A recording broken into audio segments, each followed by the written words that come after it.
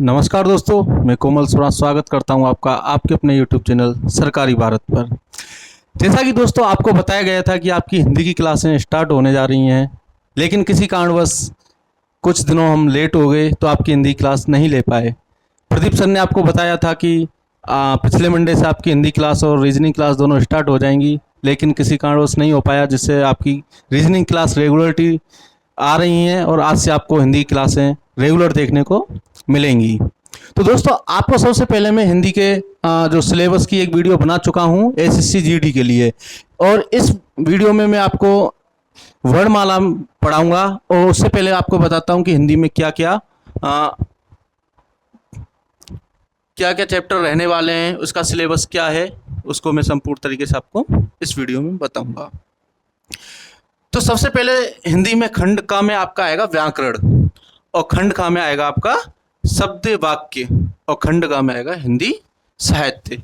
तो सबसे पहले हम आपको व्याकरण पढ़ाएंगे, और व्याकरण में आपके हम नंबर 1 पर आपका वर्णमाला। सबसे पहले आपकी होगी वर्णमाला।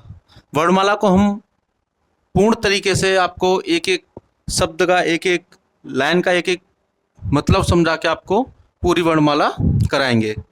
उसके बाद आपकी संज्ञा, सर्वनाम, फिर विशेषण, क्रिया, अव्यय, संधि, समास, विराम चिन्ह, उपसर्ग, प्रत्यय, वर्ण विन्यास और वर्तनी, ये आपके व्याकरण में रहने वाले हैं। 12 चैप्टर हैं, 12 को हम तरीके से कराएंगे। और आपके लिए हर एग्जाम में, जिसमें जैसे एसएससी जीडी है, यूपीएसआई है, लेखपाल है, यूपी पुलिस है, जितने भी कंपटीशन एग्जाम है उन सभी में आप जिन जिन एग्जामों आपके हिंदी पूछी जाती है उनमें सब में आप हिंदी यहाँ से हमारे चैनल से पढ़ सकते हैं।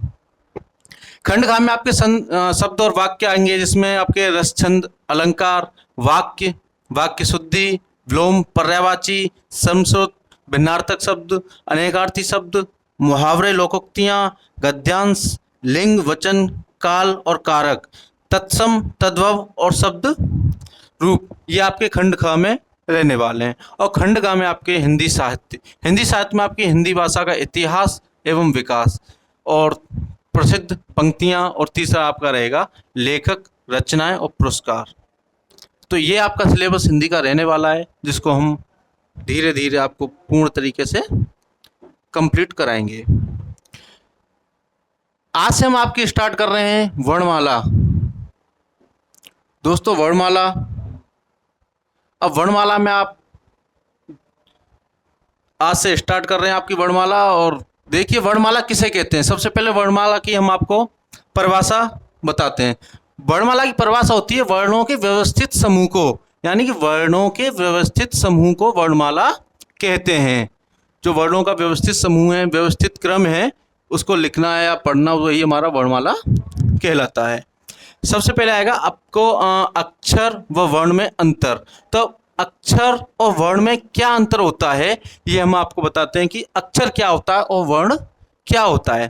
तो अक्षर जो होता है वो होता है जो ध्वनि मुख से निकलकर आकाश में व्याप्त हो जाती है, उसे हम अक्षर कहते हैं। यानी कि जो ध्वनि मुख से निकलकर आकाश में व्याप्त हो जाती है उसे हम अक्षर बोलते हैं। जैसे मैंने बोला राम, तो राम बोल दिया, तो ये क्या होगी, वायु में, आकाश में आपकी ध्वनि व्याप्त हो गई, तो इसको हम बोलेंगे अक्षर। और ध्वनि क्या, वर्ण क्या होता है, वर्ण होता है कि मुख से निकली ध्वनि को लिखित रूप देना।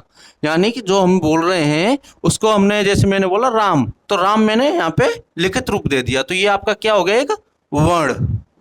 यही आपका क्या हो गया, वर्ण। तो मुख से निकली ध्वनि को लिखित रूप देना ही क्या कहलाता है, वर्ण कहलाता है। और वर्ण क्या होता है, ये भाषा की सबसे छोटी इकाई, जो वर्ण होता है वो भाषा की सबसे छोटी लिखित इकाई होती है। भाषा की कौन सी होती है, सबसे छोटी लिखित इकाई। और ध्वनि जो होती है वो भाषा की सबसे छोटी मौखिक इकाई होती है, ध्वनि। तो भाषा की सबसे छोटी लिखित इकाई वर्ण, और भाषा की सबसे छोटी मौखिक इकाई आपकी ध्वनि होती है। अब वर्णमाला में जो वर्ण होते हैं आपके, वो टोटल वर्ण कितने होते हैं, टोटल वर्ण आपके 52 यानी 52 वर्ण टोटल होते हैं, जिनमें आपके स्वर, व्यंजन, आयोग व संयुक्त उत्तिष्ठ व्यंजन होते हैं।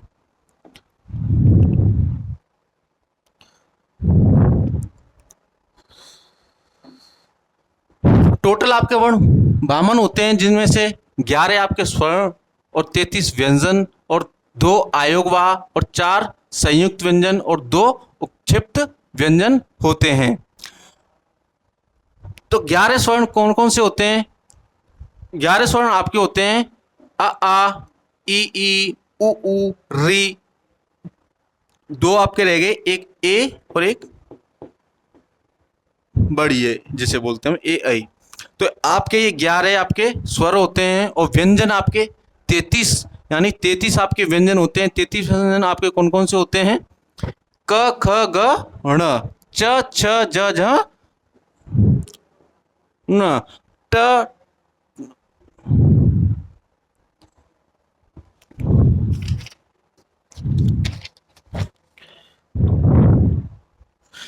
ठ ड ढ न। और इसमें एक लाइन आपकी थोड़ी मिस्टेक है, जो होती है आपकी त थ ध न। ये और प फ भ म और य र ल व और स स ह, ये आपके 33 व्यंजन होते हैं। 33 व्यंजन के बाद आपके आते हैं 2 आयोगवाह।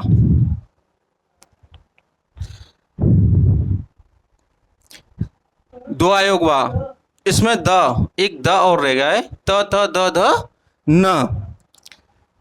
अब आपके आते हैं 2 आयोगवाह, जिसे हम बोलते हैं अंग है, छोटी अंग और बड़ी अंग। 4 संयुक्त व्यंजन होते हैं, जिसमें छ, त्र, ज्ञ और स्र होते हैं, जिसमें हम बोलते हैं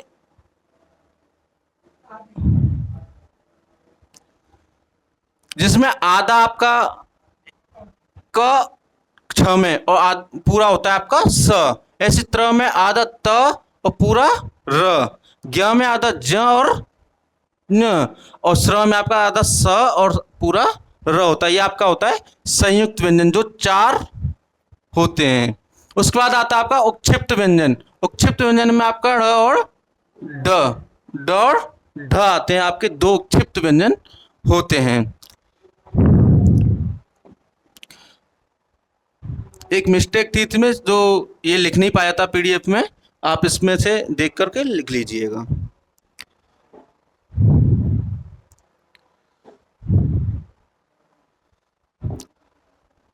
अब आता कि केंद्रीय हिंदी निदेशालय ने 1983 में देवनागरी लिपि और हिंदी वर्तनी का मानकीकरण जारी कराया था। किसका? देवनागरी लिपि और हिंदी वर्तनी का क्या कराया था? मानकीकरण जारी कराया था। लिपि क्या होती है, यानी कि लिपि क्या होती है?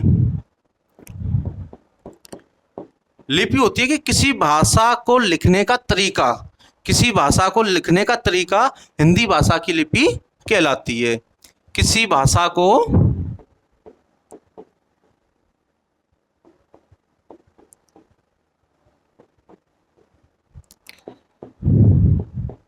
लिखने का तरीका लिपि कहलाती है, हिंदी भाषा की लिपि कहलाती है। जो लिपि कौन सी? देवनागरी लिपि होती है। जैसे इसमें पूछा देवनागरी लिपि और हिंदी वर्तनी का मानकीकरण हिंदी निदेशालय ने 1983 में कराया था, जिसमें अंतर्राष्ट्रीय जो अंक होते हैं वो लिखे जाते हैं। जैसे आजकल हम लिखते हैं 1 2 3 1 2 3 बोलते हैं ना, तो ये आपके अंतर्राष्ट्रीय अंक हो गए। और देवनागरी अंक जो होते हैं वो होते हैं हमारे हिंदी में, जैसे लिखते हैं हम 1 2 3 4, जो पुराने उसमें पहले लिखा जाता था ज़्यादातर। अब तो ज़्यादातर हम अंतर्राष्ट्रीय अंकों का यूज़ करते हैं, और देवनागरी अंक आपके होते हैं 1 2 3 4 वाले, ये वाले अंक। अब आती इसमें सबसे पहले स्वर। स्वर क्या होता है और व्यंजन क्या होता है?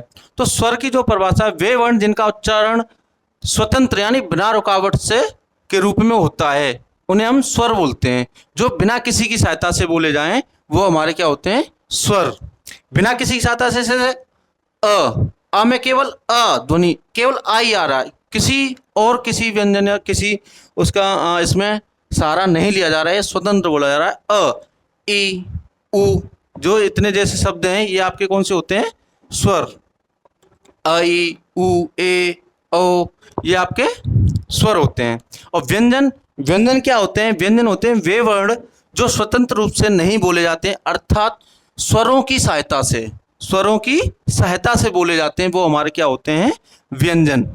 जैसे क में आपको सुनाई दे रहा होगा, क तो आ रहा क के साथ, क आ रहा तो उसमें क में आधा क और प्लस अ, क धन अ, तो आज इसमें क्या हो रहा है, स्वरों की स्वर आ रहा है तो ये किसकी सहायता से बोला जा रहा है, स्वर की सहायता से। तो ये आपका क्या होगा, व्यंजन। जो स्वरों की सहायता से बोले जाते हैं उन्हें हम व्यंजन बोलते हैं। जैसे ख है तो ख प्लस ख, अ ख, ग घ, तो ये किसकी सहायता से बोले हैं, सब स्वरों की सहायता से बोले जा रहे हैं। तो अर्थात वे वर्ण जो स्वरों की सहायता से बोले जाते हैं उन्हें हम व्यंजन बोलते हैं।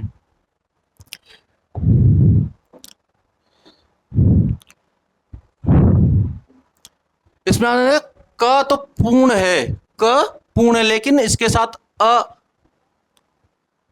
और क इसमें आधा, तो अ आपका इसमें स्वर है।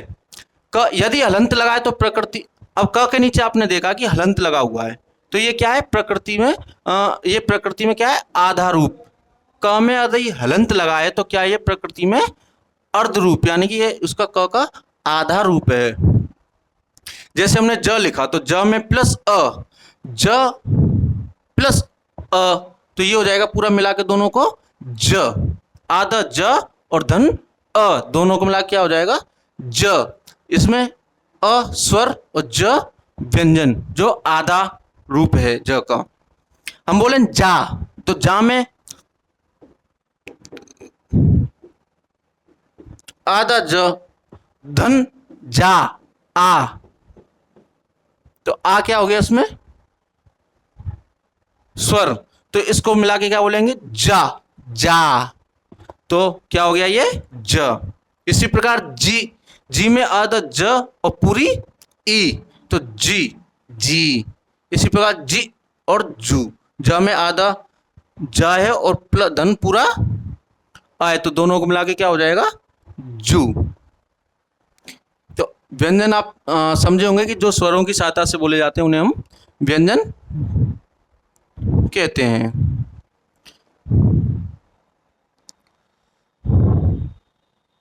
इसी प्रकार और भी उदाहरण है इसमें, जैसे जू है, ज्र है, जे है, जे, जो जो, ठीक है ना, ऐसी रू र, ये आपके सब उदाहरण हैं व्यंजन के, जिनमें आधा आधा व्यंजन और पूरा स्वर है, जिनकी सहायता से हम इन्हें मिला के बना रहे हैं। अब बात करते हैं कि देवनागरी का सर्वप्रथम प्रयोग किस शिलालेख में हुआ था। तो देवनागरी लिपि का सर्वप्रथम प्रयोग जयभट्ट के शिलालेख में हुआ। ब्राह्मी लिपि नागरी, गुप्त और देवनागरी लिपि, ठीक है। स्वरों को अच नाम से भी जाना जाता है। स्वरों को किस नाम से जाना जाता है, अच नाम से भी जाना जाता है, च, अच नाम से। होठों की स्थिति के आधार पर स्वर दो प्रकार के होते हैं, और व्रतमुखी होठ, गोल। व्रतमुखी कौन से होते हैं, जो गोल होठों से बोले जाते हैं। जैसे हम किसी वर्ड को बोल रहे हैं तो गोल होठ हो जाए उनमें, उन्हें हम व्रतमुखी। जैसे ऊ में हमारे थोड़ा बोल रहे हैं तो ऊ, गोल होठ हो रहे हैं तो उसे हम क्या बोलेंगे, व्रतमुखी। ऊ, ओ, ओ, ये क्या उनसे हमारे व्रतमुखी। इसी प्रकार जो होठ गोल न हो उनमें क्या बोलते हैं हम, अव्रत, अव्रतमुखी। होठ गोल न हो, होठ गोल न हो, जैसे अ, आ, ई, ए, ये कौन से हमारे अव्रतमुखी, क्योंकि इनमें होठ गोल नहीं हो रहे हैं। होठ गोल वालों को बोला जाता है व्रतमुखी, और जिनमें होठ गोल ना हो, जिन शब्दों को बोलने में, वो होते हैं हमारे अव्रतमुखी। भाषा की सार्थक इकाई आपकी वाक्य, और भाषा की मूल इकाई ध्वनि, और भाषा की सार्थक लघुत्तम इकाई शब्द, और भाषा की सबसे छोटी इकाई आपकी वर्ण होती है। भाषा की सबसे छोटी इकाई वर्ण होती है। तो पार्ट 1 में हमने आपको स्वर और व्यंजन के बारे में बताया। इसके बाद नेक्स्ट पार्ट में आपको आगे की वीडियो में आगे का टॉपिक बताया जाएगा। अगर आपको वीडियो अच्छी लगी हो तो वीडियो को लाइक करें, शेयर करें, और कुछ भी क्वेश्चन अगर इसी वीडियो के माध्यम से पूछना हो तो आप कमेंट बॉक्स में अपना क्वेश्चन पूछ सकते हैं। कोई भी डाउट हो तो आप क्वेश्चन कमेंट में पूछ सकते हैं, जिसका जवाब आपको 5 मिनट में दे दिया जाएगा। तो मिलते हैं नेक्स्ट वीडियो में। जय हिंद, जय भारत।